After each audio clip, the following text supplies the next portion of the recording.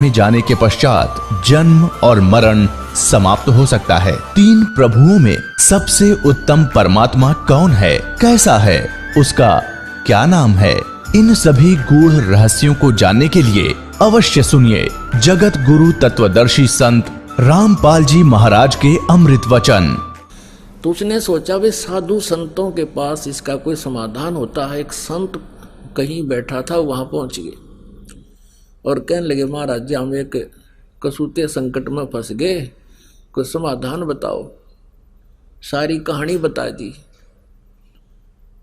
अब वो संत बोला, भाई एक काम करो, इसका कोई धर्म पुण्य में ला दो लाला जी के नाम पे। तुम यूं करो, एक धर्मशाला बनवा दो मेन रास्ते पे और एक कुआं बनवा दो, उस पर लिखवा दो लाला जी उस सेठ का नाम कि उसके नाम की धर्मशाला। और तुम यूं करियो, उसमें किसी को रुकने मत देना और ना उस कुएं में पानी किसी को पीने देना। बोला जी फिर क्या होगा? फिर तुम बताओगे क्या होगा, और जो मैं कहूँ इतना कर दो। अब वो ने सोचा भी महात्मा ने जो कहा है तो बात फिर ये जाना आगे क्या होगा। उन्होंने एक मेन रास्ते पर जो स्टेशन से उतरकर गांव को आता था, स्टेशन से उतर करके जो यात्री आते थे उस नगर के स्टेशन 2-3 किलोमीटर की दूरी पर था नगर से, उसके बीच में बनवा दिया। उसके मतलब 2-2.5 किलोमीटर था तो 1.25 किलोमीटर दूरी पर बना दिया और वो कुआं बना दिया, एक धर्मशाला बना दी, लिख दिया लाला जी का नाम जिस पर उन्होंने लोन लिया था, उधार ली थी। अब वहाँ यात्री आवे और पानी पीने या थोड़ी देर विश्राम करने के लिए धर्मशाला की तरफ जाऊं, वो दोनों लकड़े लठ लेकर, खबरदार दे यहाँ आगे होता है, चलो यहाँ से। तो वो कहने लगे, भाई क्यों तुमने धर्मशाला बनवा रखी, कुआं बनवा रखा, तो रुकने क्यों नहीं देते, जल क्यों नहीं पीने देते? हकीम लाला जी ने पूछ लो भाई, इसने मना कर रखा है कि यहाँ हम दोनों नौकर छोड़ रखे हैं और कह रखा है ना इसमें किसी को रुकने देना, ना इसमें पानी पीने देना किसी को। इमाम आदमी ने बोले, बड़ा मूर्ख आदमी, इतना पैसा ला दिया और फिर किसी को यहाँ टिकने भी नहीं देते। आयो यो कैसा लाला जी, वह सब गाड़ी देते जाओ। एक दिन उसका समधी आ गया, उसके लड़की ब्याह रखी थी, वो समधी भी आया, उसने देखा पढ़ा अको हो तो अपने ही रिश्तेदार का बनवाया हुआ है, और अच्छी मरोड़ इसी में पहुंचा, चला उधर को। वो दोनों लकड़े लठ ले गए, खबरदार जो इधर आया है। वो कहने लगा, अरे क्या बात भाई, मैं इसका रिश्तेदार हूं। ने बोला, बाहर चल, तू किससे का रिश्तेदार हो? इसने ये कह रखा इस सेठ ने कि इस धर्मशाला में कोई रुक नहीं जा और इस कुएं से कोई पानी नहीं पी ले, हमारी ड्यूटी ला रखी। वो कहने लगा, रही बड़ा नालायक आदमी, मैं तो इसको बहुत अच्छा आदमी समझूं था रिश्तेदार को, ये तो जमा दुष्ट इंसान है, बता। प्याऊ बनवा रखी, कुआं बनवा रखा, धर्मशाला बनवा रखी, किसी को रुकने नहीं दे रहा। वो आया फिर अपने रिश्तेदार के घर आना ही था उसने, तो उसने उससे कहा, रे तू बड़ा नकम्मा आदमी, क्यों तो इतना पैसा लगावा था, तने वहां कितने पैसे लगा रखे, धर्मशाला बनवा रखी, कुआं बनवा रखा, और वो 2 मस्टंडे छोड़ रखे, तन ना पानी पीने देते किसी ने और ना वहां रुकने देते, फिर क्यों इतना पैसा बर्बाद किया, तेरी बुद्धि खराब होगी क्या? अब उन्होंने सोचा, भाई कौन सा, कहाँ धर्मशाला है, कौन सा कुआं है। वो काफी देर सोचता रहा, क्या बात है, क्या कह रहे हो आप? कह के मैं झूठ रहा हूं, तेरा नाम लिख रखा और तेरे नाम से धर्मशाला बनवा रखी, कुछ लाला जी ने धर्मशाला बनवा रखी है, उसी ने ये कुआं बनवा रखा है, और वहां 2 खड़े हैं, वो लठली है, इन्हों किससे नियाण दें, लाला जी ने कह रखी है। उसने सोची देखूं तो कहा, वो उस दोनों जने आए, देखे तो वह खड़े सामने लठले। वो जान गया कि ये तो भाई मेरी बेइज्जती करवा दी ने। तो कहने लगे, भाई तुम क्यों कर पीछा छोड़ो मेरा, वो सेठ बोला न बोला मारी वो कलम तार दे और कह दे मेरे आए हो लिए भाई ये 2 जोड़े हाथ मैंने तुम्हारे अपने लोन खत्म कर दिया और मान लिया भाई तेरा तुम्हारे सारे पैसे आ गए, मेरी बेइज्जती ना करो तुम। तो वो अपना गए और फिर मजदूरी करके अपना गुजारा किया, साधु संतों से उपदेश लिया, भक्ति की, कल्याण करवाया। तो पुण्यात्माओं ये सत्कर मान लेना, भले ही आपको एक दंत कथा लगे लेकिन ये आपके हृदय में उतर जानी चाहिए। आज क्या हालत है जीव की। तो इस प्रकार जब अध्यात्म ज्ञान हो जाएगा आपको, आप ये गलती नहीं कर सकते हैं। ये दास देख रहा है, पहले शराब पिया करते थे, ताश खेला करते थे, दुनिया ने लूटा करते थे, 2 के 20 बनाया करते थे, चाहे कोई दूध बेचा था या कोई दुकानदार था, और दूनी बिरान माटी हो रही थी उनकी। और आज वो प्राणी किसी का 10 रुपये आ जाते हैं ना घर दे काम वापस। एक बहन बता रही थी कि मैंने एक लाला जी से कपड़ा लिया, उसने रेट बताया, कम बत्ती करके जो हमारा फाइनल रेट हुआ वो 200 रुपये का हुआ, और मैंने उसको 1000 का नोट दे दिया, उसने मेरे को 1250 रुपये वापस दे दिए, क्यों करके उसका धोखा लगा। तो मैंने उस टाइम तो ध्यान रहा नहीं, और घर आकर देखा कि मैं तो इतना का सामान लाई हूँ और इतना पैसा मेरे पास, ये फालतू आ गया सेठ का। अगले दिन गई और उसके वापस पैसे दिए उसने, जितने भी वो फालतू थे। वो उसके मुंह का नहीं देखा। ए बेटी तू तो देवी उतर रही है, यहाँ तो ठा ले जा, वापस देने की बात दूर से। जब दाव लग जाता कि मैं और भी ठा ले जा लोग, और तू वापस देना आ गई, मेरा तो याद भी ना थे। तो पुण्यात्माओं इस प्रकार फिर आप के पास किसी का एक नया पैसा भी हजम नहीं हो सकता। आत्मा नहीं मानना आपकी, क्योंकि इसको पता है फिर के दुर्गति होगी और कैसे पूरे करने पड़ेंगे। गधा बन के कुम्हार के घर पे ये प्राणी उसके पूरे करेगा, और फिर कितना कष्ट उसके ऊपर से गुजरेगा वही जाने। तो पुण्यात्माओं परमात्मा कहते हैं अपनी महिमा बताने के लिए कि तुमने उस दरगाह का मैल नहीं देखा और धर्मराज के तिल तिल का लेखा। तो प्रसंग चल रहा है कि जब हम परमात्मा के आध्यात्मिक ज्ञान से परिचित हो जाएंगे, फिर हमारी एक विशेष व्यवस्था बनेगी, आत्मा के अंदर एक विशेष उभार आवेगा। अब देखता ये दास, आज भी कम से कम 4 भक्त आए थे, नो बोले जी रास्ते में 100 रुपये पड़े पाए।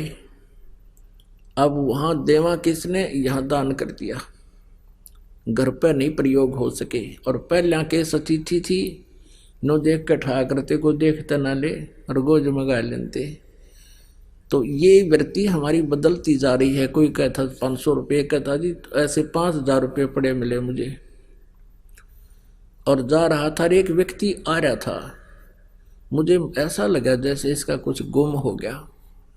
मैंने उससे पूछ लिया, भाई कहाँ से आए हो, कहाँ जा रहे के? वो कहने लगा कहाँ जा रहा हूँ, मेरे पैसे गिर गए और जेब मत निकल गए, किस प्रकार मैं कुछ सामान निकालूं था और सारे देख लिया, मैंने पाए नहीं। कितने पैसे थे तेरे भाई? कि 5000 रुपये थे, ये नोट थे। नो बोला नो के जब मैंने उसको निकाल के दे दिया कि ये थे। उसने सीने से लगा लिया मेरे को। नो बोला राज के युग में इसे देवता बचे हैं। तो पुण्यात्माओं ऐसे यह बिल्कुल स्थिति बदल जाएगी और आपकी आत्मा इतनी खुश होगी उस पैसे को वापस दे करके। और यदि हम किसी की चोरी करते हैं तो दूना दुख होता, उस प्राणी का दूना विनाश होता है। एक भक्त बहुत गरीब था, किसान था, और उसने परमेश्वर कबीर जी, क्योंकि वो परमात्मा रह कराते रहते हैं, कभी किसी साधु रूप में, किसी संत रूप में, या किसी वैसे एक जीवन वो पूरा एक जनसाधारण जैसा जी कर भी पूरा करते हैं। तो वो गरीब आदमी था, वो कहने लगा महाराज जी बहुत ही स्थिति खराब है। परमात्मा का ज्ञान सुना, परमेश्वर ने कहा बेटा नीत साबित रखिए, तेरा कमी नहीं रहेगी और ये भक्ति करता रहे, जितना तुझे चाहिएगा भगवान 21 देगा तुझे। अब क्या हुआ कि उसके एक बैल था, उससे गुजारा कर रहा था। एक चोर था, उस चोर ने क्या सोचा, वो चोरी करने के लिए निकला। उसने देखा एक गरीब व्यक्ति और गर्मी के दिनों में सो रहा है, उसके एक बैल बंधा है, उस एक का बैल ने चुरा ले गया। अब चोर तो क्या है, जैसे 100 रुपये का बैल होगा, उस समय की बात, बहुत पुराने समय की, तो किसी समय में ला लो इसको, तो एक उदाहरण है और सच्चाई है। तो उसने तो 10 रुपये का बिक गया, वो भी बेच दिया कि कहीं कोई पकड़ा ना जा तो, या 20 रुपये का, और बेच ब्याज खा पी कर फुर वो तो फिर उसाए हो गया।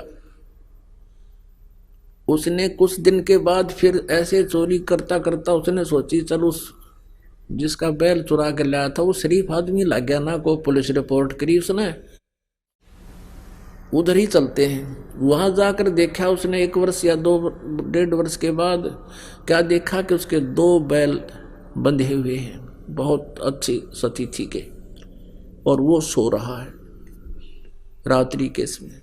उस चोर ने उसके दोनों चुरा लिए, दोनों बैल चुरा लिए और ले गया, उनको बेच ब्याज के और अपना कर दिए फुरफुरा। वो फिर नो के नो उसको फिर टोटा सताने लगा, वो फिर चला, वो इधर उधर घूमता घामता। उसने सोचा एक बार फिर उधर देख लो, वो तो शरीफ आदमी है, कोई ऐसी प्रतिक्रिया भी नहीं कर रहा, ना कहता किसी खोजी को लेकर पीछे चलता है। उसने वहां जाकर देखा, क्या देखा कि उसके 4 बैल बंध रहे, 4 बैल नु खागड़ के से। अब उस चोर ने सोचा भाई मेरा तो नाश हो लिया और 3 बैल चुरा चुका मैं इसके, और इसके आज 4 बैल बंधे हुए हैं। भाई ये कौन सा जंतर मंत्र है इसके पास, इसने यो पूछूंगा मैं तो। और उसने वो वहीं सो रहा था किसान, उसको उठाया कि भाई उठना एक बार। वो किसान कहने लगा, सोया था ने बोला भाई मुझे मत छेड़, मुझे सोने दे, सारा दिन काम किया है, नींद अभी लेटा हूं, सोने दे। वो कहने लगा भाई मैं चोर हूं। वो चोर कहने लगा मैं चोर हूं। ने बोला भाई चोर है ना, अपना काम कर दो, तू आया है, मुझे अपना सोने दे। अब वो कहने लगा रहा जो काम मैं करना चाहूं था वो मेरे तीब होता को ना, इसलिए तुझे जगाऊं ना, मैं कितने जगाऊं वो। अब मैं चोरी नहीं कर पा रहा हूं, मैं ये पूछना चाहता हूं कि ये कौन सा जंतर मंत्र है तेरे पास भाई। फिर उसने बताया भाई चाहे मारिए चाहे छोड़िए मुझे, चाहे सजा दिए दंड दिए, अब सच्ची बात बताऊंगा, तेरा पहला बैल भी मैं चुरा कर ले गया था, और मैंने तो वो अपना वो पैसा मेरा न्योए गया बर्बादी में, और तेरे दूसरे 2 बैल भी मैं चुरा कर ले गया था। आज मैं जो का तू उसी स्थिति में हूं और तेरा ये 4 बैल बंध रहे हैं, इसलिए आज से मेरे पर चोरी ना होती भाई। अब मैं चोरी करने की स्थिति में नहीं रहा, मेरा हाथ कांपा है, सारा शरीर कांप रहा है कि ये देख तेरा तो नाश हो जाना चाहिए था, तेरे पास तो कुछ था ही नहीं, उस दिन तू बहुत गरीब था, आज तेरे मकान भी सुथरा बना लिया। तो वो बैठ गया, फिर ने बोला भाई जब तने यह जड़ी पूछ ली तभी बताऊंगा, बैठ जा तू। भाई अगर इस चोरी करने से कोई सेठ हो साहूकार बने तो कोई करके नहीं खावे, सब चोरी कर ले। तूने तो भाई घोर पाप इकट्ठा कर लिया।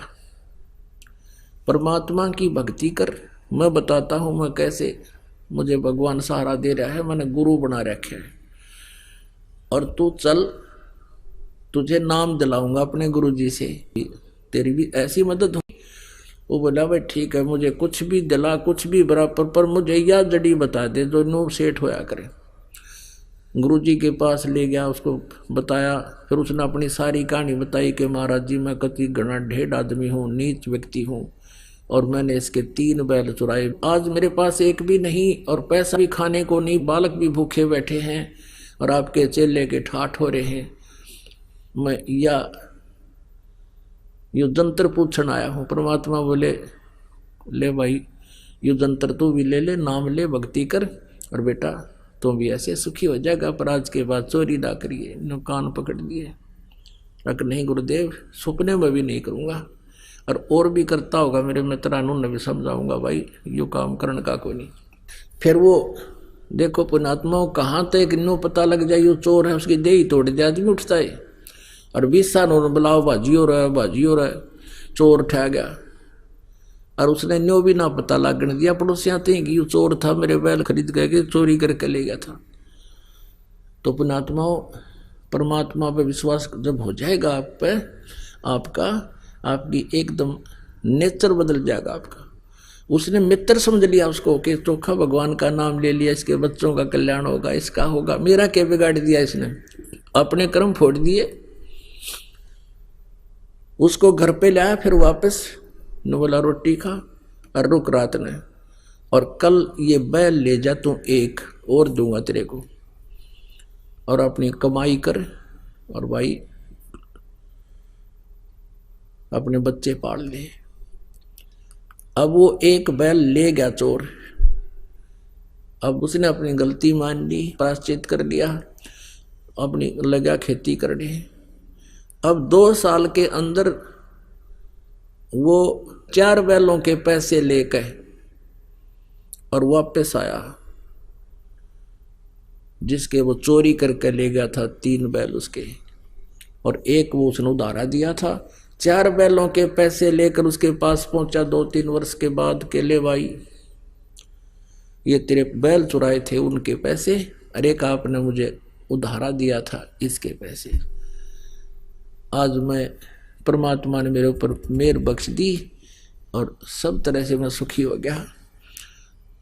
पहले भी आता रहता था, सत्संग सुनता रहता था, विचारधारा परमात्मा से सुनता रहता था। फिर उस दिन वो लेकर आ गया पैसे, पता लग गया कि ये इसका लोन मैं क्यों रखूँ अपने सिर पे। तो उसने कहा भाई मैं ना लूँ एक ना पैसा तेरे, मेरे तो भगवान ने ठाट कर रखे, तो इस पैसे को चल गुरुदेव के चरणों में रख दे, तेरा धर्म में लग जाएगा। ऐसा ही किया गया। तो पुण्यात्माओं ये बातें कहने सुनने की नहीं, ये कर पाड़न की है, ये सच्चाई है कि आप देखना इस परमात्मा के हाथ एक बार लग कर देखो सच्चे दिल से। और फिर आज तो आप लूटते हो दुनिया को, कोई रिश्वत लेता है, कोई मिलावट करता है, दोनों दुखी हो रहे हो, इधर से नुकसान हो रहा है, उधर से आप अपनी नेचर खराब करके भाव बिगाड़ करके चोरी रिश्वत लेते हो, और फिर आपके आत्मा में कैसी शांति होगी। एक तो ऐसा माहौल बदल जाएगा कि विष दिखाई देगा आपको। उसके विषय में परमात्मा बताते हैं, जब तुझे ज्ञान हो जाएगा, जैसे किरका जहर का रंग होरी हो, कहो कौन तिस खाव राम रंग होरी हो। ओए होए, जब आपको ये पता चल जाएगा कि एक कण पड़ा है विष का, ये विष का कण है, आपको पक्का पता है कि विष है, कहते उस कण को भी कौन जीव पर धरे, ऐसा मूर्ख कौन है। जैसे किरका जहर का रंग होरी हो, कहो कौन तिस खाव राम रंग होरी हो। कि फिर आपके घर में एक न्यारी खुशी होगी, आपकी आत्मा में न्यारी खुशी होगी, और ये एक दूसरे से लूटना खसोटना, बुरी नजर रखना, बुरा कर्म करना, ये एक विष दिखाई देगा। फिर उस विष को जब आपको पता चल गया ये विष है, फिर खा के दिखाइए उसको। अब तो हम अनजान पड़े में ये जुल्म कर रहे हैं, और फिर उसका दंड भी हम भोग रहे हैं। पुण्यात्माओं सबसे पहले हमने परमात्मा को पहचानना होगा और जो समर्थ परमेश्वर है वही हमें ये सुख दे सकता है, हमारे भाग्य से भी अलग। किस्मत में ना होगा तो भी आपको देगा। और आपने पहले इस परमात्मा की शरण में आने से पहले चाहे कितनी ही गलतियां कर दी हों, क्योंकि वो आपकी अनजानपने में की गई गलतियां हैं, अज्ञानता से की हुई गलतियां हैं और काल प्रेरणा से की हुई गलतियां हैं, वो परमात्मा खूब समझते हैं कि इस जीव के बस का नहीं, ये काल ने इसको इतना भ्रमित कर दिया कि ये कुछ भी कर सकता है। और फिर ये ऐसा विधान बना के छोड़ दिया कि जैसे कर्म करेगा वैसा ही फल मिलेगा। बुरे करेगा तो उसका अलग डिपॉजिट, शुभ करेगा तो उसका अलग डिपॉजिट। और इस लोक में शुभ करने के लिए तो बहुत प्रयत्न, अशुभ करने की जरूरत नहीं आप पे होंगे। जैसे पृथ्वी ऊपर पग जो धारे, करोड़ जीव एक दिन में मारे। जो चौका तुम दे वो नेता, सत्य ब्राह्मण की है हत्या। अब जैसे डेली पोचा मारते हैं, या वैसे लीपते हैं, या वैसे सैर सपट्टा करते हैं, या कोई खेत में हल जोतता है, या मजदूर कस्सी से खोदता है, करोड़ों जीवों को मारकर श्याम को विश्राम करता है, इतने पाप इकट्ठा कर लेता है।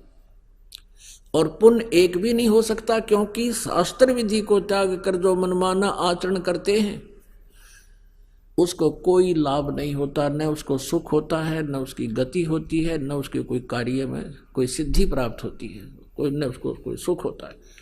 गीता जी अध्याय नंबर 16 के श्लोक 23 में स्पष्ट किया है कि शास्त्र विधि को त्याग कर जो मनमानी पूजाएं करते हैं। अब आज तक इस तत्व ज्ञान से आपको पता चलेगा कि आप क्या साधना करते थे, मनमाना आचरण करते थे, मनमानी पूजाएं करते थे जो आपको कुछ भी लाभ देने वाली नहीं थी। तो जो पूजा साधना आप करते थे वो तो यूजलेस, और जो भी दान आप करते थे बिना गुरु के, क्योंकि पूरे गुरु बिन बात नहीं बनती।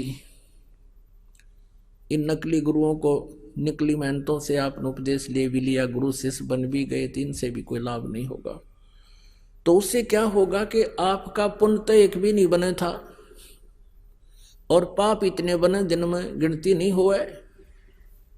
तो आप जब तक पूर्ण परमेश्वर कबीर देव जी की शरण में इस दास के माध्यम से नहीं आओगे, नकली कबीर पंथियों से भी आपको कोई लाभ नहीं होगा।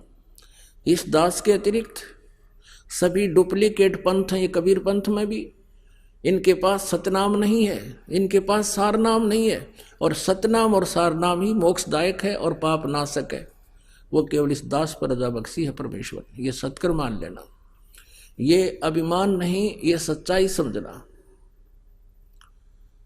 तो उसके अतिरिक्त जो भी आप साधना कर रहे थे वो तो यूजलेस थी, कोई पुण्य नहीं, और पाप आप पर बने थे, पापों का ढेर लगता चला जावा था, और आपके जो कुछ पिछले संस्कार पुण्य थे वो इस जीवन में समाप्त हो जाने थे। और फिर अगले जन्म में क्या होगा, वो पाप भोगने के लिए 84 लाख प्रकार के प्राणियों के जीवन में आप जी की बिरान माटी शुरू हो जाती है, दुर्गति शुरू हो जाती है।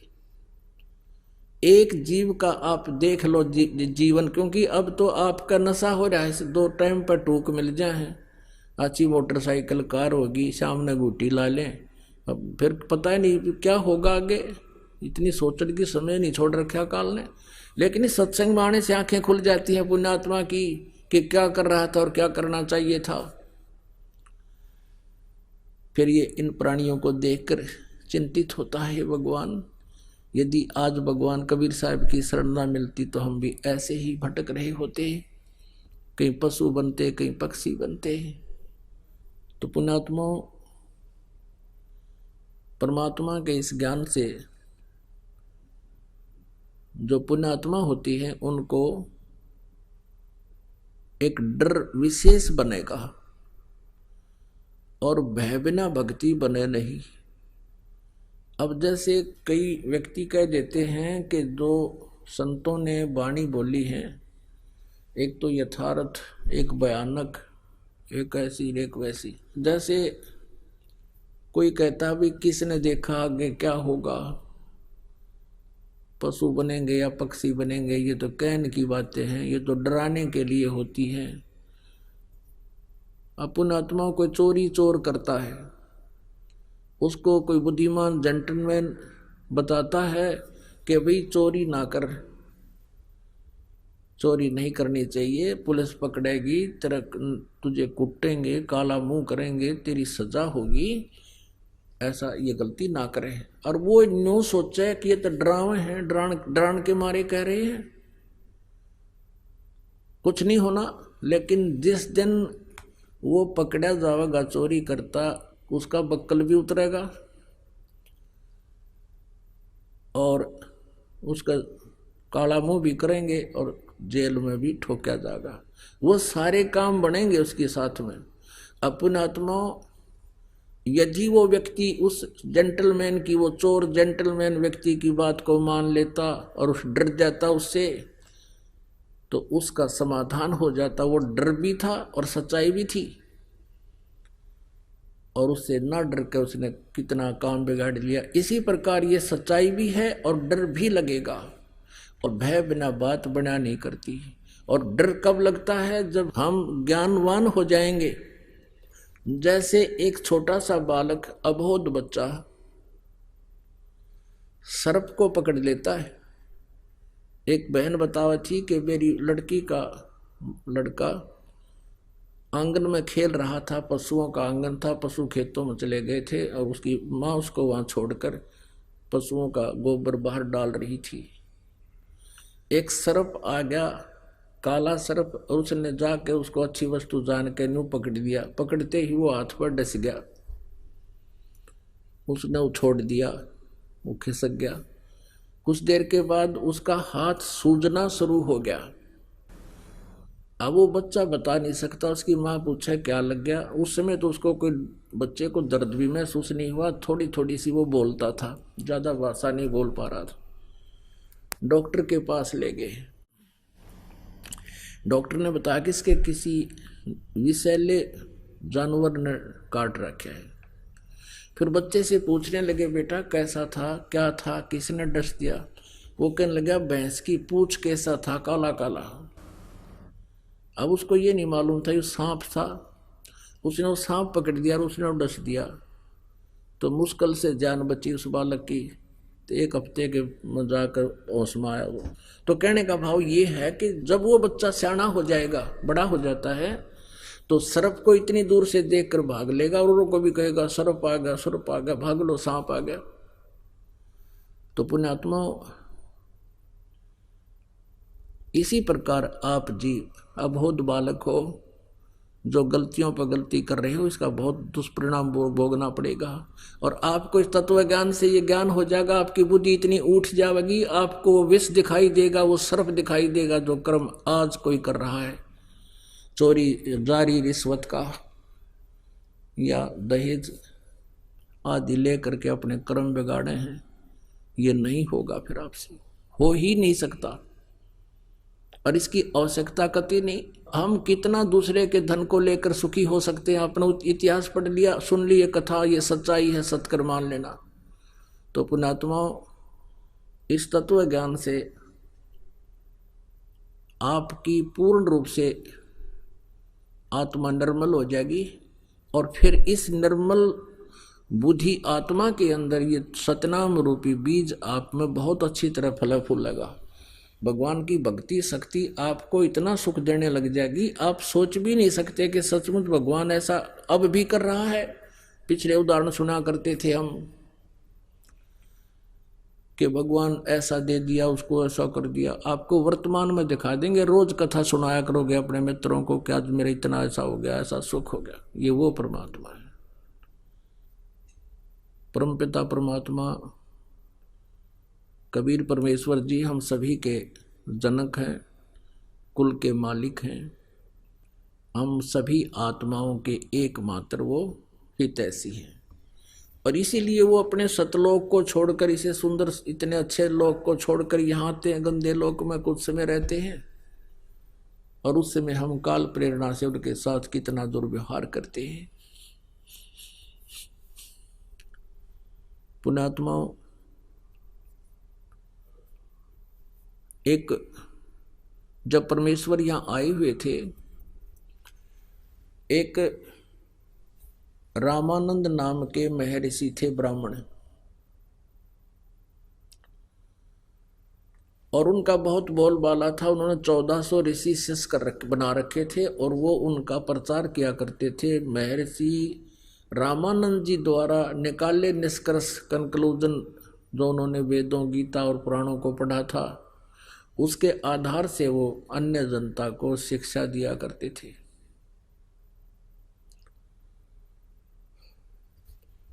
एक दिन परमेश्वर कबीर जी जब 5 वर्ष के हो गए थे, उन्होंने एक उस ऋषि को, विवेकानंद नाम था उसका, जो रामानंद जी के शिष्य थे, उसका सत्संग सुना। वो वैष्णु साधु थे, विष्णु जी की महिमा सुनाते थे, विष्णु जी को सर्वेश्वर बताया करते थे, श्री कृष्ण जी को परम शक्ति बताते थे। परमात्मा ने प्रसन्न किया उस विवेकानंद से कि महर्षि जी, मैं आपसे एक प्रश्न करना चाहता हूं। आप जी कह रहे हो कि भगवान विष्णु जी का कहीं जन्म नहीं हुआ, ये सर्वेश्वर हैं, महेश्वर हैं, मृत्युंजय हैं, कालज्ञ हैं, इनके कोई माता पिता नहीं। परमेश्वर ने कहा कि मैंने शिव पुराण में कथा सुनी थी, एक ब्राह्मण तय रुद्र संहिता के अंदर स्पष्ट लिखा हुआ है, 5वें, 6, 7वें, 8वें अध्याय में, कि सदा शिव रूपी काल रूपी ब्रह्म से और दुर्गा इस शक्ति से, दोनों के संयोग से विष्णु की उत्पत्ति हुई और ब्रह्मा जी की उत्पत्ति हुई और शिव की उत्पत्ति हुई। और देवी भागवत में लिखा है, ब्रह्मा विष्णु जी स्वयं कहते हैं कि हमारा तो जन्म और मृत्यु होता है, हम अविनाशी नहीं हैं। अब उसके पास वो रखी हुई थी पुस्तकें, उसने उठाकर देखी विवेकानंद ने। अब परमात्मा के दिए ज्ञान से उसको कुछ पढ़ने को मिला कि सचमुच इसमें कुछ लिखा तो है कि विष्णु जी का जन्म हुआ, ब्रह्मा जी का जन्म भी इन्हीं से हुआ। लेकिन पुण्यात्मा, जब तक परमात्मा की कृपा नहीं होती, यह बात आंखों देखकर भी विश्वास नहीं होता। क्योंकि विवेकानंद और हम सभी ने पहले कुछ भी नहीं सुन रखा था, अपने सदग्रंथों का कोई ज्ञान नहीं था, और लोक वेद इतना सुन रखा होता है कि आंखों देखकर भी सदग्रंथों को विश्वास नहीं करते। इसमें जो लिखा है यह सच्चाई है, हम उस लोक वेद पर दृढ़ रहते हैं। ऐसी स्थिति विवेकानंद की होगी, आंखों देखकर भी नहीं माना। दूसरा कारण ये था, उसको पता था कि संस्कृत मेरे सिवा यहाँ कोई नहीं जानता, जितने श्रोता हैं। कह दिया कि झूठा है, ये झूठ बोलता है, ऐसा कुछ नहीं है। और परमात्मा कबीर जी 5 वर्ष के थे, तिलक लगा रखा था जैसे वैष्णु साधु लगाया करते हैं। विवेकानंद जी ने पूछा कि तू कौन है, क्या तूने कहीं दीक्षा ले रखी है? तो परमेश्वर कबीर जी के बोलने से पहले ही श्रोता कहने लगे, ये तो उस नीरू धानक का बेटा है, जुलाहे का बेटा है, इसका कबीर नाम है, इसकी तो आदत खराब है, ये किसी भी ऋषि महर्षि के पास जाकर उठपटांग बातें करता है, सबको ऐसे ही पूछता रहता है। एक आध श्रोता ही ऐसे बोलने लगा।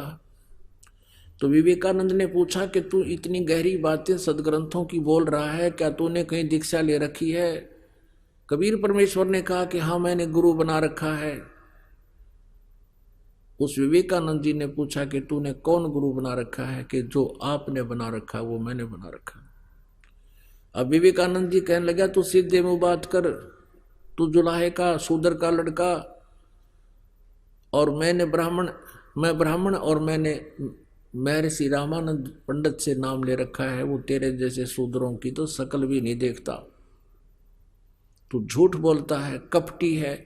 देखो रे लोगों, ये क्या बकवास कर रहा है, मेरे गुरुजी की बेइज्जती करता है, शूद्र होकर के मेरे स्वामी जी से इसने नाम ले रखा है।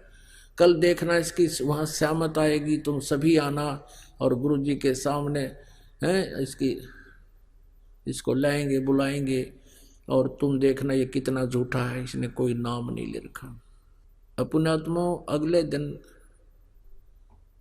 10 मस्टंडे पकड़ के ले गए कबीर परमेश्वर को, बालक को, 5 वर्ष के बच्चे को। रामानंद जी के सामने जाके खड़ा कर दिया। रामानंद जी झोंपड़ी के अंदर अपनी कुटिया के अंदर बैठे थे, सामने पर्दा लगा लिया था। विशेषकर उस दिन गेट के ऊपर के आज जुलाहा कबीर को लाया जाएगा और मैं दिखाऊंगा इनको, मैंने इसको कोई उपदेश नहीं दे रखा। ऐसा ही हुआ। पर्दे के अंदर से पूछा स्वामी जी ने कि तू कौन जात है तेरी और किस पंथ से यानी संबंधित है, तेरा कौन सा पंथ है। आप देखो पुण्यात्मा, परमात्मा सामने खड़े हैं, एक 2 कौड़ी का जीव रामानंद अंदर से कैसे भगवान के साथ दुर्व्यवहार करता है और बाद में कैसे स्वीकार करता है। हमारी सबकी ऐसे बुद्धि जो है ना भ्रमित है, काल ने हमारा नशा कर रखा, मांडी पाक रहे हैं और किसी का कोई ब्योत नहीं। धरती तोलते फिरते हैं, 1 मिनट में अदरक मार जा, पड़ा पड़ा मुंह बावे, माए मुख मक्खी निकले और बड़े मुंह में के हाथ भी ना उठे जीव का, और पता नहीं 1 मिनट में के कुकर्म करने तैयार हो जा। तो ये अभिमान जीव का सबसे बड़ा शत्रु है। किसी को विद्या का, किसी को जाति का, किसी को पद का, किसी को धन का। ये अभिमान जीव का सबसे बड़ा शत्रु है। तो यहाँ गुरु और शिष्य की आपस में जो वार्ता होती है थोड़ी सी वो सुनाएंगे, और जो दास आपको सुनाने जा रहा है उसका भूमिका बना रहे हैं। आडा पर्दा लाए करे रामानंद भूजंत, दास गरीब कुरंग छवि ही अजर डाक कूदंत। कौन जात कुल पंथ है, कौन तुम्हारा नाम है, दास गरीब आधीन गति वो बोलत है बलि जाऊं मैं। जात हमारी जगत गुरु परमेश्वर है पंथ, दास गरीब लिखत पढ़े मेरा नाम निरंजन कंत। अब यहाँ पर आदरणीय गरीबदास साहिब जी परम पूज्य परमेश्वर कबीर जी की महिमा आंखों देखी अपने उनके द्वारा प्राप्त उस तत्व ज्ञान से में ही लिख रहे हैं। उन परमेश्वर के द्वारा प्राप्त उस दिव्य दृष्टि से देख कर लिख रहे हैं। जैसे तुलसीदास जी ने लाखों वर्ष पहले की घटना रामायण और कलयुग के अंदर ज्यों की तो अपने सिंपल लैंग्वेज में यथार्थ चित्रित कर दी थी, लिख दी थी। इसी प्रकार गरीबदास जी ने परमेश्वर कबीर जी की, परम पूज्य कबीर जी की वो यथार्थ घटना लीला अपनी अमृतवाणी में बोली। कैसे कैसे वार्ता हुई थी उनकी, तो गरीबदास जी अपनी तरफ से बता रहे हैं क्या, इसलिए यहाँ गरीबदास शब्द आ रहा कबीर जी के स्थान पर।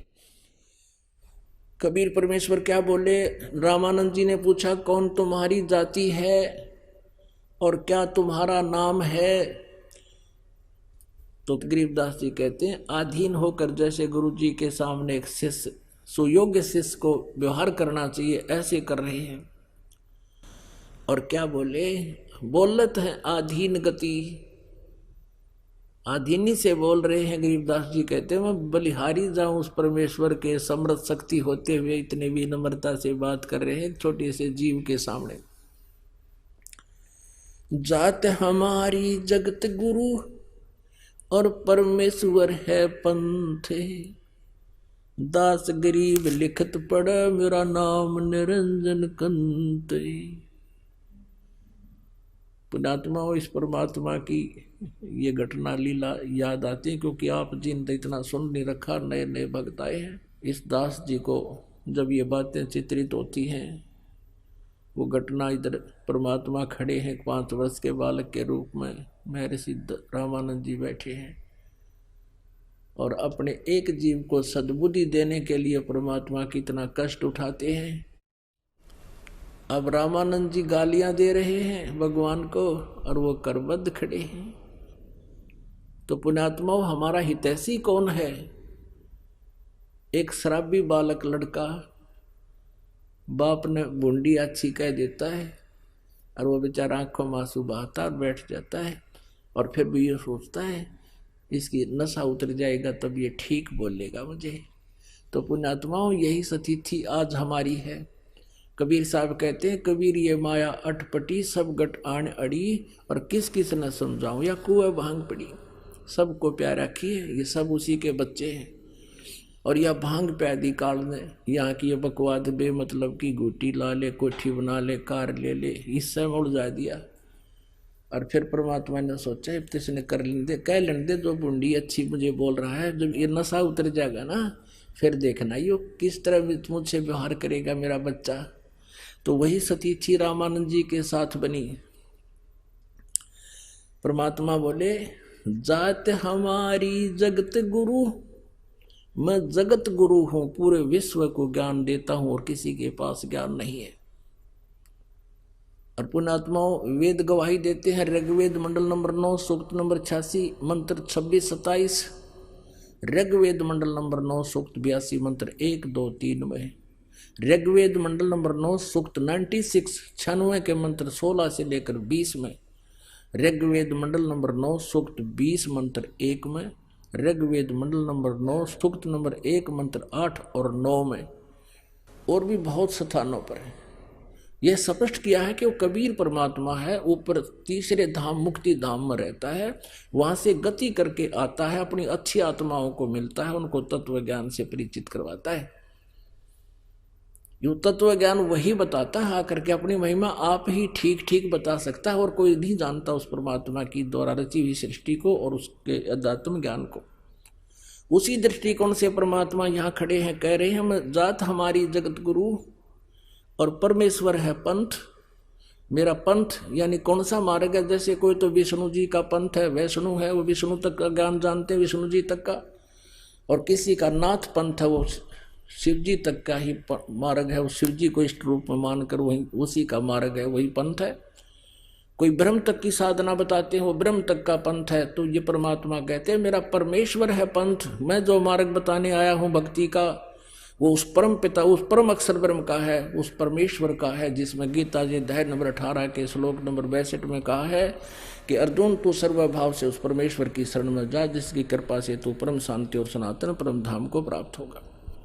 मेरा वो उस परमेश्वर वाला पंथ है। परमात्मा स्वयं अपनी महिमा आप ही बताने आए, और मेरा नाम पूछते हो तो मैं वो परम अक्षर ब्रह्म हूं।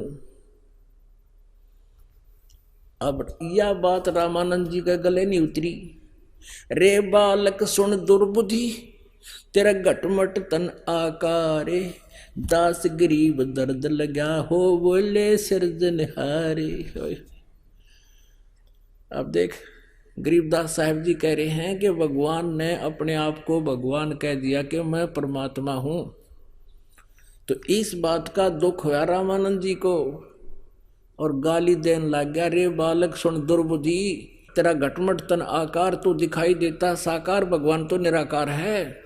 अब विष्णु जी का पुजारी और मूर्ति रख है, सारे चित्र ला रहा, और कह स्वर्ग में जाऊंगा वहां भगवान रहता है विष्णु जी, और फिर भी उसके लोक वेद से मान रहा है कि भगवान तो निराकार होता है और तू दिखाई दे रहा है।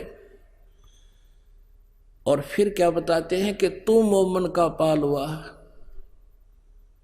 अब जैसे मोमिन माने मुसलमान, तुझे वो मुसलमान जुलाहा नीरू उठा कर लाया था, तेरी माँ का बेरा ना तेरे बाप का, तेरी जात का बेरा ना तेरे धर्म का, कुजात तू अपने आप को भगवान कहता है। रामानंद जी भगवान को गालियां दे रहे हैं।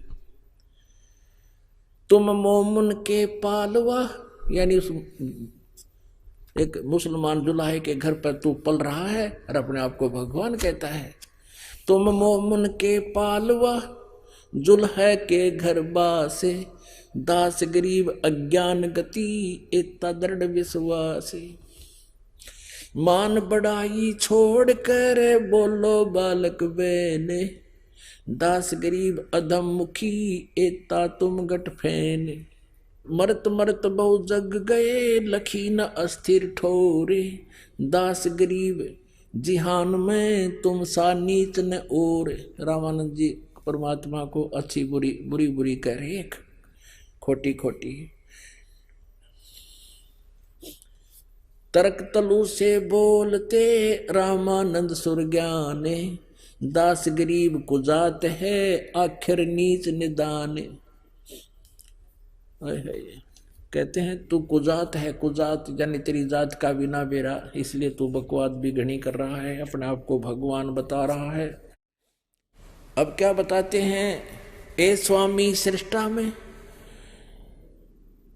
वैसे तो बहुत बड़ा विवरण है, लेकिन समय के अभाव से जो दास थोड़ा सा प्रसंग आज सुनाना चाह रहा है वहां ला रहा है आपको।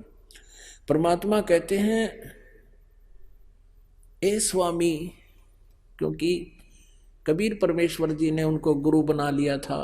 क्योंकि गुरु रामानंद जी को किस लिए बनाया परमेश्वर ने, ये मर्यादा बनाए रखने के लिए कि नहीं तो आने वाले समय में काल के दूत ये कह देंगे गुरु जी की आवश्यकता क्या है, कबीर जी ने कौन सा कोई गुरु बनाया था। और परमात्मा कहते हैं गुरु बिन माला फेरते, गुरु बिन देते दान, गुरु बिन दोनों निष्फल हैं, चाहे पूछो वेद पुराण। अब वहां शिष्य और गुरु की भूमिका भी स्वयं ही करके दिखाई कि ऐसा होना चाहिए आपको गुरु शिष्य के बारे में। गुरु जी अच्छी बूंदी बोल रहे हैं और परमात्मा एक सुयोग्य शिष्य की तरह हाथ जोड़े खड़े हैं, लेकिन फिर सच्चाई बता रहे हैं। ए स्वामी सृष्टा में, सृष्टि हमरे तीरे। दास गरीब अधर बसु में, अवगत सत्य कबीरे। ओए होए, ए स्वामी सृष्टा में यानी सारी सृष्टि का रचने वाला मैं हूं, और सारी सृष्टि यानी अनंत करोड़ ब्रह्मांड मेरे आधार हैं, और मैं ऊपर रहता हूं। अवगत सत्य कबीर, अविनाशी का परमात्मा हूं। सत्य माने अविनाशी, अविगत माने जिसकी गति जिसकी स्थिति से कोई भी परिचित नहीं है, वो स्वयं ही आकर बताता है, और वो फिर मारे गले उतरती नहीं, इसलिए बात अभी तक उलझ रही थी। सुन रामानंद राम में, मैं बावन नरसिंगे। दास गरीब सर्व कला, मैं व्यापक सर्वंग। चारों युग में हम पुकारे, कोक कहा हम हेल रे। हीरे माणिक मोती बरस, ये जग सुगता ढेल रे। गोता मारूं स्वर्ग में, जा बैठूं पाताले। गरीब दास ढूंढता फिरूं, अपने हीरे मोती लाले।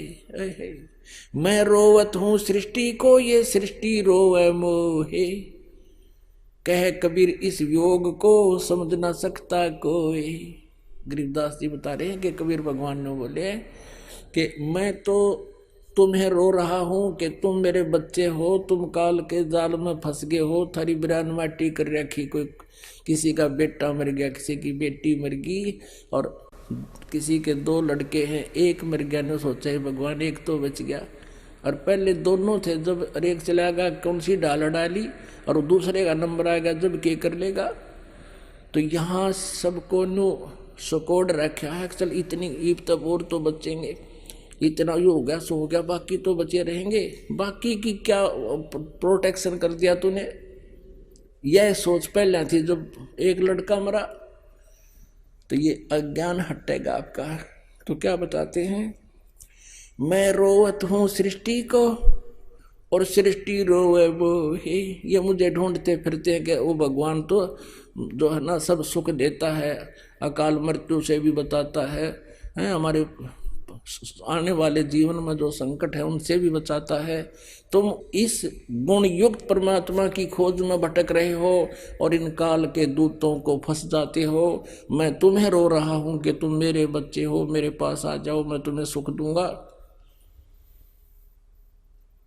लेकिन हमारा जो वियोग हो गया बीच में, हमारे इस वियोग को अब कोई नहीं समझ पा रहा है। अपना आत्माओं, परमात्मा आके न्यू कहे मैं भगवान हूं ना जचे, और मेरे जैसा दास बीच में बिचौलिया होकर बताओगा अरे यो भगवान खड़ा भाई, फिर आदमी समझेगा, सोचेगा, विचार करेगा। अब जैसे एक समय एक जो है मंत्री आ गया उसमें गांव में, और कुछ व्यक्ति गांव के इकट्ठे हो गए जहां उसने आना था, और वो ऐसा सीधा साधा सा सिंपल अपने वे से आके और वहां खड़ा हो गया उन व्यक्तियों में ही। तो जब वो आया उसकी कोई परवाह नहीं कर रहा था, अरनो देखे थे वो मंत्री ना आया और वो वहां खड़ा है, उसने उसका धक्के मारे, इन्होंने बोले भाई मंत्री जी आना हो रहा है। और वो तो उसके साथ फिर गनमैन था, वो कहने लगा अरे ये है मंत्री जी, सचमुच है कहाँ, फिर लग गए उसका नहीं चौधरी साहब राम राम।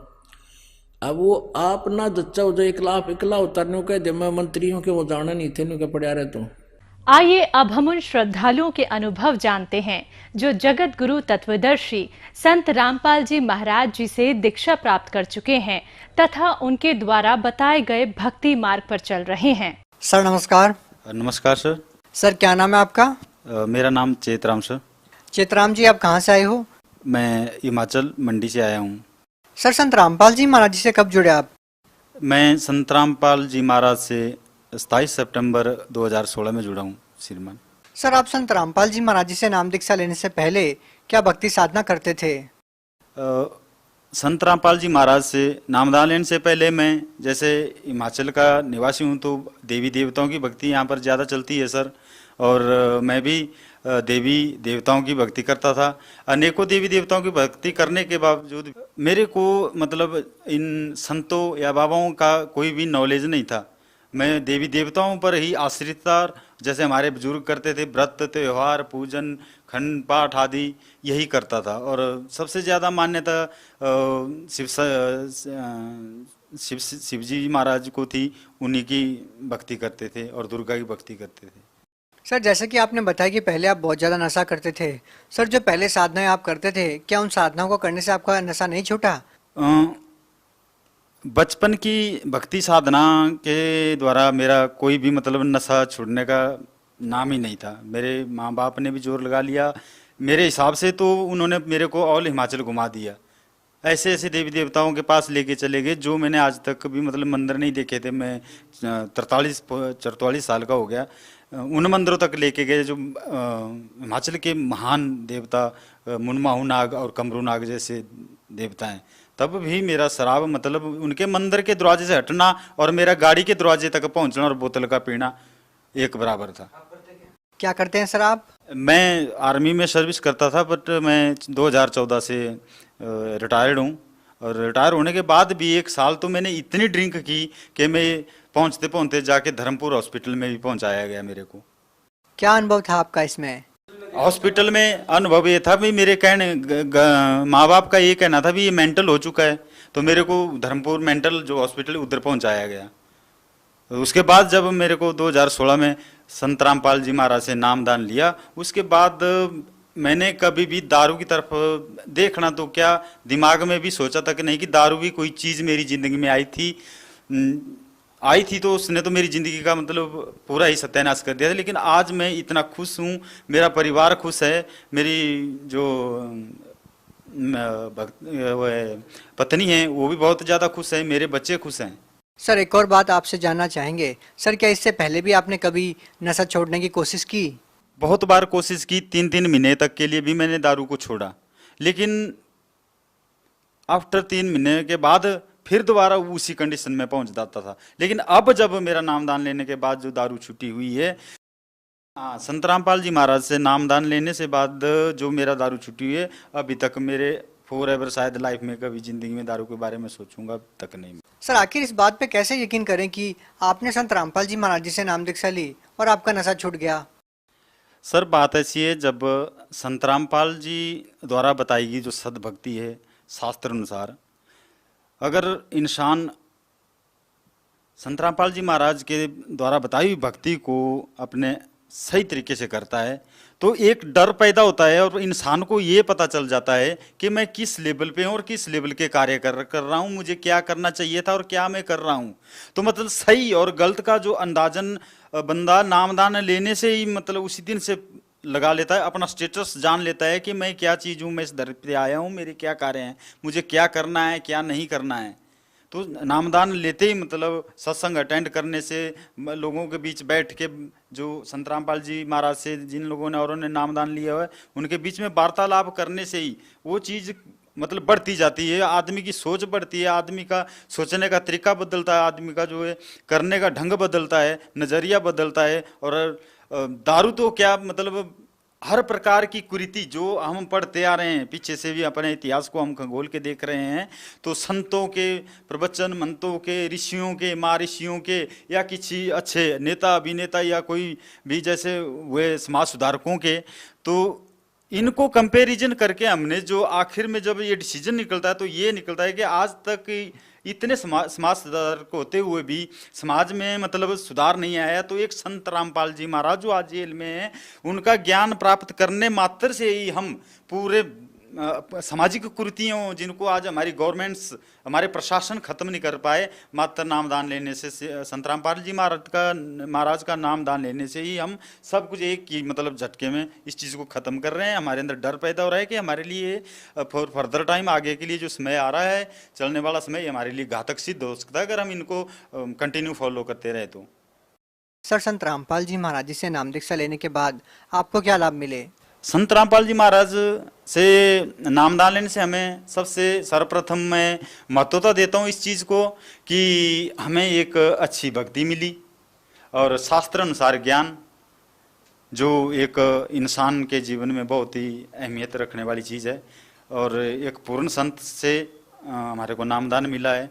सब यही है हमारे को सबसे पहला फायदा। दूसरा फायदा गिनाने के लिए इंसान के जीवन में फायदा या घाटा या जो कुछ चलता रहता है, बट मोटे मोटे फायदे मेरे ये हैं कि नामदान लेने के बाद फायदे तो पहले भी होते थे, लेकिन हमें ये नहीं पता होता था कि किस वजह से हमें फायदे हो रहे हैं, कहाँ से फायदे हो रहे हैं। अब एक्यूरेट पता चल रहा है कि हमें फायदे किस वजह से हो रहे हैं। और मेरे बच्चों का, दोनों बच्चों स्कूटी पे गए हुए थे किसी काम बस, तो आते टाइम उनका महिंद्रा जीप से टकराना, और आपको पता है मतलब भाई पहाड़ी एरिया है और कितने शार्प टर्निंग्स हैं, तो बच्चों ने शायद पता नहीं कैसे मैनेज किया, लेकिन दोनों बच्चे जब टकराए हैं इससे महिंद्रा से, तो छोटे वाले लड़के के घुटने पे खरोच आई एक, और उसमें तकरीबन 5 टांके लगे थे। रात को उसको हॉस्पिटल लेके गए तो उसमें भी कहने का मतलब ये है सर कि वो जो एक्सीडेंट होना था, इतना एक्सीडेंट हो सकता था, हम पूरी जिंदगी के लिए, माँ बाप की तो कमर टूट चुकी थी, लेकिन संत रामपाल जी महाराज से नाम दे लेने के बाद हमारे ये हादसा टला। दूसरा सर, मैं अभी 2-3 महीने पहले की बात है, मैं जंगल में लकड़ी काटने के लिए गया हुआ था अपना पेट्रोली आला लेके। मेरे पे जंगली जानवर जिसको सुअर पिग कहते हैं उसने अटैक किया। मैं सेम कंडीशन में ऐसे आगे की तरफ देख रहा था तो उसने पीछे से अटैक किया और मेरी दोनों टांगों को डैमेज किया हुआ है।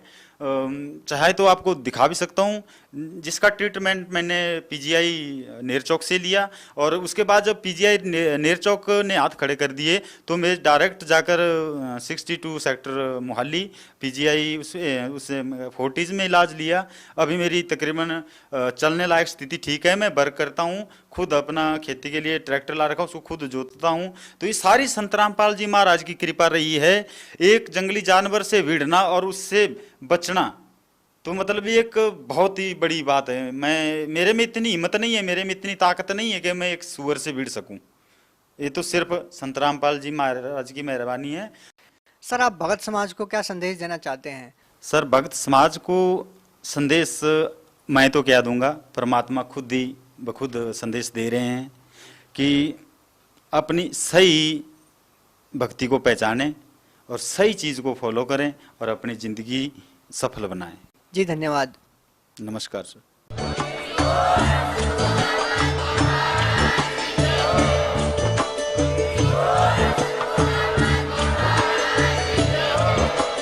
आप सुन रहे थे जगत गुरु तत्वदर्शी संत रामपाल जी महाराज जी के मंगल प्रवचन। अधिक जानकारी के लिए विजिट कीजिए हमारी वेबसाइट www.jagatgururampalji.org। संत रामपाल जी महाराज जी के शुभ आशीर्वाद से पूरे विश्व भर में 500 से भी ज्यादा नाम दीक्षा केंद्र हैं, जिन पर संत रामपाल जी महाराज जी द्वारा ऑनलाइन निशुल्क नाम दीक्षा दी जा रही है। अपने नजदीकी नाम दीक्षा केंद्र का